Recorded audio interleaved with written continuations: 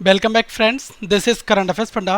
दोस्तों, जिन लोगों का एसएससी एमटीएस का एग्ज़ाम है उन लोगों के लिए मैं कुछ टिप्स बताना चाहूँगा, क्योंकि एग्ज़ाम जो लोग फर्स्ट टाइम देना चाह रहे हैं और जो फर्स्ट टाइम देने वाले हैं उनके लिए कुछ चीज़ों का ध्यान रखना बहुत ज़्यादा ज़रूरी है। ओके, तो सबसे पहले मैं आपको एक बार ये बता दूं कि जो एग्ज़ाम है वो आपका स्टार्ट हो रहा है 14/5/2017 से। तो जो सबसे फर्स्ट शिफ्ट का एग्ज़ाम होगा वो 14 तारीख से स्टार्ट हो जाएगा, 14 अप्रैल से। और दोस्तों, कई लोगों के एग्ज़ाम जो हैं वो 28 अप्रैल को भी हैं। ओके, तो मैं आपसे ये कहना चाहूँगा कि जिन लोगों का 14 तारीख को एग्ज़ाम हो जाएगा, तो एग्ज़ाम होने के बाद जिन लोगों का लेट थोड़ा सा एग्ज़ाम है उनके लिए कुछ चीज़ें पता चल सकती हैं, जैसे कि एग्ज़ाम में क्वेश्चंस कैसे कैसे आ रहे हैं। फाइन। अब जो फर्स्ट टाइम एग्ज़ाम देने जा रहा है 14 तारीख को, उसके लिए तो सब कुछ वहाँ पर न्यू होगा कि अगर पैटर्न में थोड़ा सा क्वेश्चंस का लेवल कैसा है, सारी चीज़ें उसके लिए कम्प्लीटली नई रहेंगी। तो आपको बहुत सारी कुछ चीज़ें ऐसी हैं जिनको आपको ध्यान में रखना होगा। पहली चीज़ की गैस बिल्कुल आपको नहीं लगाने हैं, ठीक है। कि अगर आपको जैसे आपने ऐसा किया कि 1 2 3 गोले भरने आपने चालू कर दिए, तो इन चीज़ों से दोस्तों अवॉइड रखना। फाइन। इन चीज़ों को बिल्कुल भी फॉलो मत करना, क्योंकि आप जितना ज़्यादा सॉलिड अटैम्प्ट करके आओगे उतना ही फ्रूटफुल आपका रिजल्ट आएगा। अगर आपको जितने भी क्वेश्चंस आते हैं आप उतने ही बनाएं। कोई भी एक्स्ट्रा क्वेश्चन जो नहीं आता उसको बिल्कुल मार्क मत करो, क्योंकि कट ऑफ जो है वो कंप्लीटली वेरी करती है। ओके, तो इन चीज़ों का हमें ध्यान दोस्तों रखना होता है। फाइन। अब जिन लोगों का लास्ट में एग्जाम है, तो उनसे पहले मैं जिन लोगों का पेपर हो जाएगा, अगर उनके रिव्यू के अकॉर्डिंग एक मॉडल पेपर होगा, वो दोस्तों इस चैनल के माध्यम से मैं आप तक ले आऊँगा, ताकि जो लोगों का पेपर लास्ट में है वो लोग यहाँ पर थोड़ा सा बेनिफिट ले सकें। ओके, अब टॉपिक की अगर मैं बात करूं तो जनरल इंटेलिजेंस सबसे ज़्यादा स्कोरिंग टॉपिक होता है, ठीक है। इसमें क्या है कि हम मैक्सिमम मार्क्स अपने ला सकते हैं, और क्योंकि टोटल जो हमारा पेपर है वो हमारा 150 मार्क्स का है दोस्तों। तो अगर लास्ट ईयर दिल्ली की अगर मैं बात करूं तो 90s के अराउंड में कट ऑफ भी चली गई थी जनरल की, ठीक है। तो इस चीज़ का ध्यान रखना कि पेपर के लेवल के ऊपर सब कुछ डिपेंड करता है, कि अगर पेपर का लेवल टफ आएगा तो कट ऑफ डाउन जाएगी, पेपर आसान आता है तो कट ऑफ ऑब्वियसली ऊपर चली जाती है। तो जो सबसे हाईएस्ट स्कोरिंग सब्जेक्ट वो आपके लिए रहेगा जनरल इंटेलिजेंस का और न्यूमेरिकल एप्टीट्यूड का। ये दोनों चीज़ें जो आपकी 50 मार्क्स की हैं। लेकिन मैं आपको ये बताऊंगा कि मैथ्स थोड़ी सी आउट ऑफ द कंटेस्ट कभी कभी हो जाती है। अगर इसमें कुछ अदर पोर्शंस आ जाते हैं, ज्योमेट्री वगैरह, तो वहाँ पर थोड़ी सी प्रॉब्लम आ सकती है। लेकिन अरिथमेटिक दोस्तों आप आसानी से बना सकते हैं। मैं आपको टॉपिक भी बताऊंगा कि कौन कौन से टॉपिक जो है वो आप इन दिनों में रिवाइज कर लें। बाकी जनरल इंटेलिजेंस में आप केवल प्रैक्टिस सेट सॉल्व करते रहें, जो भी प्रीवियस ईयर की आपका बुक है क्वेश्चंस हैं उनको बनाते रहो। इंग्लिश के लिए भी मैं आपको बताऊंगा, क्योंकि इंग्लिश का स्कोर बहुत अच्छा होता है, यहाँ पर 50 मार्क्स का होता है। और दोस्तों, जो जनरल अवेयरनेस सेक्शन होता है ये भी 50 क्वेश्चन होते हैं 50 मार्क्स के। तो कंप्लीटली ये हमारा पैटर्न होता है। ओके, प्रोबेबली जो आपका पेपर होगा वो ऑफलाइन मोड में ही होगा, क्योंकि कमीशन ने भी ऐसा कुछ नहीं कहा है। लेकिन एसएससी में एमटीएस हमेशा ऑफलाइन होता हुआ आया है और इस वर्ष भी ऑफलाइन होगा। लेकिन बहुत सारे पेपर जो हैं सीजीएल सीएचएसएल ये सारे आपके ऑनलाइन हो गए हैं, तो चांसेस हैं कि ये भी आने वाले दिनों में ऑनलाइन हो जाएगा। ओके, लेकिन अभी की सिचुएशन ये है कि दोस्तों प्रोबेबली ये हमारा जो पेपर है ये ऑफलाइन ही होगा, ठीक है। क्योंकि कमीशन ने कोई भी मेंशन नहीं किया है कि पेपर आपका ऑनलाइन होगा, कंप्यूटर बेस्ड टेस्ट है या नहीं है। ओके, अब मैं आपको कुछ बताता हूँ कि न्यूमेरिकल एप्टीट्यूड में कौन कौन से टॉपिक जो हैं जिनके ऊपर आप थोड़ा सा फोकस कर सकते हैं। देखिए, सबसे अगर आपका थोड़ा सा पेपर लेट है तो आप ये ध्यान रख लें दोस्तों, सिंपल इंटरेस्ट और कंपाउंड इंटरेस्ट का क्वेश्चन पूछा ही जाता है। प्रॉफिट लॉस के क्वेश्चंस के ऊपर आप अच्छी सी पकड़ बना लें। टाइम एंड वर्क के क्वेश्चंस आपसे पूछे जाते हैं, और टाइम स्पीड डिस्टेंस, ये आपके 4 टॉपिक श्योर शॉर्ट में आ जाते हैं। एक आपका डीआई का क्वेश्चन यहाँ पर बन जाता है। उसके बाद अगर मैं बात करूँ तो नंबर सिस्टम के भी क्वेश्चंस जो हैं उनका यहाँ पर वेटेज भी रहता है। फाइन। एजेस का एक क्वेश्चन आपका बनता है, एवरेज के क्वेश्चंस बनते हैं। लेकिन ये जो मैंने टॉपिक सबसे फर्स्ट फेज में रखे हैं जिन पर मैं टिक कर रहा हूँ, ये दोस्तों काफ़ी इंपॉर्टेंट टॉपिक हो जाते हैं। ओके, तो आप इनको भी साथ में रिवाइज करते रहें। और एक डीआई बहुत आसान है कि डीआई को दोस्तों अटेम्प्ट करें, क्योंकि डीआई को बनाने के बाद काफ़ी कुछ आपका कॉन्फिडेंस यहाँ पर बढ़ जाता है। ओके, और कुछ आपके ज्योमेट्री के क्वेश्चंस होते हैं, एक दो आपके अलजेब्रा के क्वेश्चंस भी वहाँ पर बेसिकली बन जाते हैं। फाइन। तो एमटीएस का कलेक्शन ये है। अभी बेसिकली मैंने 2012 के पेपर आपको सॉल्व करके मैथ्स के बताए थे, जिसमें मैंने सब कुछ बताया था। तो उनका लिंक जो है डिस्क्रिप्शन में मैं डाल दे रहा हूँ। पूरा पेपर वहाँ पर दोस्तों मिल जाएगा। लगभग 10 से 12 वीडियोज़ जो मैंने बनाई थी वो आप देख लें, अगर आपका पेपर थोड़ा सा लेट है, ताकि आपको एक आइडिया लग जाए अगर अभी तक आपने उन पेपर्स को नहीं देखा है। ओके, अब नेक्स्ट अगर मैं बताना चाहूँ आपको कि जनरल इंटेलिजेंस स्कोरिंग होता है, मैंने आपको बताया दोस्तों क्वांट में 25 मार्क्स हैं आपके ये, ठीक है। तो आप उम्मीद ये करिएगा कि आपको 18 प्लस यहाँ पर लेकर आने, 18 प्लस 20 प्लस, क्योंकि ये आपके लिए आसान पड़ सकता है। और यही रीजनिंग में अगर मैं बात करूँ 25 मार्क्स की, तो यहाँ पर भी आप कम से कम 20 प्लस मार्क्स ला सकते हैं। रीजनिंग में एनालॉजी का सेक्शन जो है वो सबसे स्ट्रांग आपका होना चाहिए, क्योंकि वहाँ पर क्वेश्चंस आते हैं, सीरीज के क्वेश्चंस आपके बन जाते हैं। मैट्रिक्स आपको मैं करा चुका हूँ, अगर मैट्रिक्स आपका क्वेश्चन है तो मैट्रिक्स आप बना ले कि ये सारे टॉपिक आप सर्च करोगे, एसएससी की जो रीजनिंग वाली प्लेलिस्ट है उसमें मिल जाएगा। आपका डायरेक्शन का क्वेश्चन दोस्तों वहाँ पर आता है, उसको भी आप जरूर बना लें। रैंकिंग के क्वेश्चंस आपसे पूछे जाए तो आप उनको बना सकते हैं।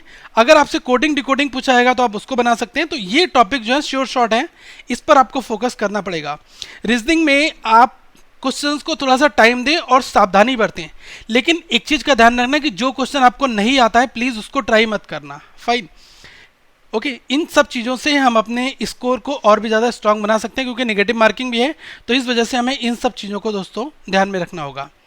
इंग्लिश के लिए मैं हमेशा आपको यही कहता हुआ आया हूँ कि एसएससी के जितने भी एग्ज़ाम्स होते हैं सब में कुछ ऐसी चीज़ें होती हैं जो हमेशा पूछी जाती हैं। जैसे कि आप स्पेलिंग मिस्टेक्स की अगर मैं बात करूं, ये आपसे पूछा जाता है, इडियम्स पूछे जाते हैं, ओके, वन वर्ड सब्स्टिट्यूशन पूछा जाता है आपसे, ओके, और स्पॉटिंग द एरर पूछा जाता है आपसे, एरर स्पॉटिंग वाले जो क्वेश्चंस आते हैं वो पूछे जाते हैं। तो क्या है कि कभी कभी हमें डायरेक्टली पता चल जाता है कि ये चीज़ें अगर आपकी स्ट्रांग है, वोकैब वाला पोर्शन अगर आपका अच्छा है तो आप ये स्टार्टिंग के 4 चीज़ों को तो बना सकते हैं, लेकिन जो एरर स्पॉटिंग वाला पोर्शन है ये आपका ग्रामर ओरिएंटेड रहता है। अगर आपने थोड़ी सी ग्रामर पर आपकी पकड़ है तो आप दोस्तों यहाँ के क्वेश्चंस को निकाल सकते हैं अच्छी तरीके से।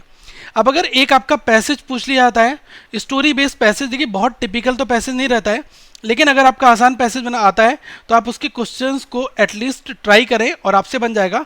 क्योंकि इंग्लिश में क्या है कि 50 मार्क्स है, तो अगर आप उम्मीद ये करें कि दोस्तों यहाँ पर अच्छे मार्क्स आप ला सकें, लगभग 25 प्लस, तो मैं यही कहूँगा, क्योंकि इंग्लिश हमेशा टफ होता है। तो अगर आपको आता है तो आप यहाँ पर अच्छे नंबर ला सकते हैं। आप वो क्वेश्चंस बनाएं जिसमें जैसे कि आपका कोई पैराजम्बल या क्लॉज टेस्ट टाइप का या स्टोरी बेस्ड जो चीज़ आ गई है तो उसको आप डील करें, ताकि वहाँ पर आप अपने क्वेश्चंस को श्योर शॉर्ट कर सकें, फाइन। तो आप लगभग 30 से 32 नंबर तक भी इंग्लिश में ला सकते हैं अगर आपने थोड़ी सी अच्छी पकड़ बनाई है, जो चीज़ें याद करने वाली हैं। सेनोनिम्स हो गए आपके, एंटोनिम्स हो गए, तो ये चीज़ें क्या है कि आपको याद होनी चाहिए, तभी आप इस चीज़ में अच्छा कर सकते हैं। तो इसका एक ही तरीका है कि प्रीवियस ईयर की कोई भी बुक उठाओ।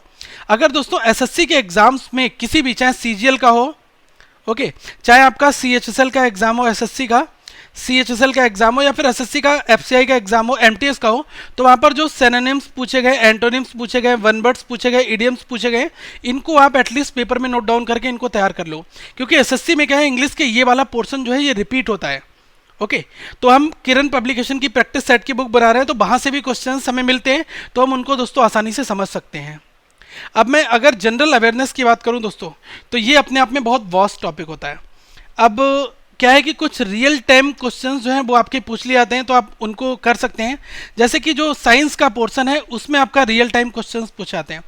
काफ़ी सारे प्रैक्टिस सेट जो है वो हमने साइंस के ऊपर आप तक लाए हैं, तो आप उनको अगर आपने पढ़ा है तो आपको डरने की ज़रूरत नहीं होगी। आई होप आप कुछ अपनी बेसिक अप्रोच लगाकर भी क्वेश्चंस को सॉल्व कर सकते हैं। दोस्तों फिजिक्स, केमिस्ट्री और बायोलॉजी, इसका बहुत रिच पोर्शन जो है वो करंट अफेयर्स फंडा पर ऑलरेडी अपलोडेड है। तो आपने अगर अभी तक नहीं देखा है तो आप देखना चालू कर दीजिए, ताकि आपके जो अपकमिंग एग्जाम्स हो वहाँ पर आपको हेल्प मिल सके।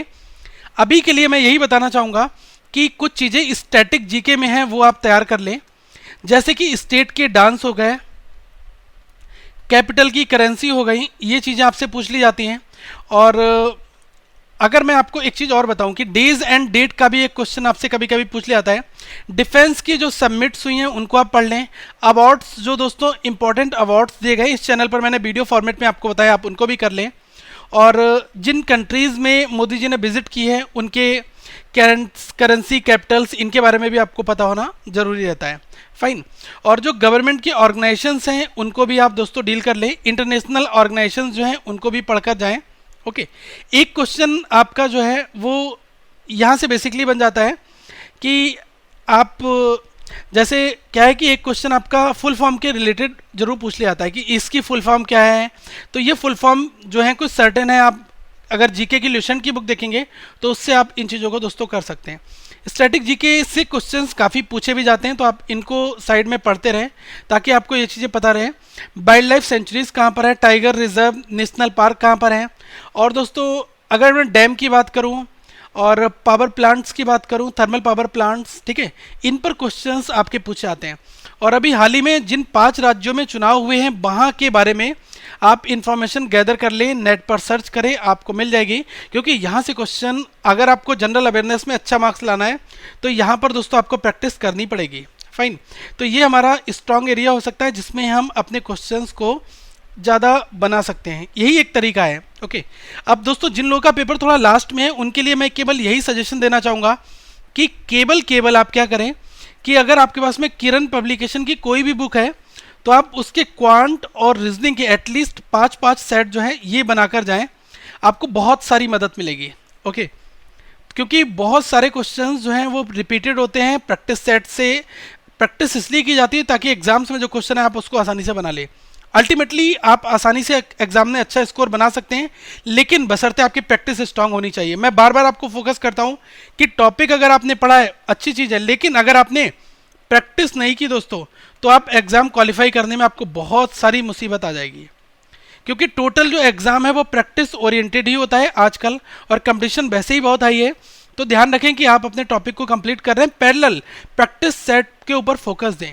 अगर आप प्रैक्टिस सेट को क्रैक कर लेंगे, उसमें अच्छा स्कोर आपका आना स्टार्ट हो जाएगा, तो ऑब्वियसली आप एक अच्छा स्कोर दोस्तों बना सकते हैं। Okay, so wish you all the best for your upcoming exams. जैसे ही फर्स्ट शिफ्ट का एग्जाम होगा मैं आपको उसके क्वेश्चंस, कैसा पैटर्न था, इन सब से बताऊंगा। तो आप इस चैनल को सब्सक्राइब जरूर कर लें और वीडियो को लाइक करें, और जो भी आपका डाउट हो आप कमेंट बॉक्स में पूछ सकते हैं, क्योंकि आपका एग्जाम आने वाला है और मैं कोशिश करूंगा कि मैं आपको आपके सॉल्यूशंस दे सकूं दोस्तों। और आप हमसे फेसबुक पर भी जुड़ सकते हैं ताकि आपकी जो क्यूरीज हो आप हमारे फेसबुक के ग्रुप में पूछें। So thank for watching this video, do subscribe this channel, have a good day.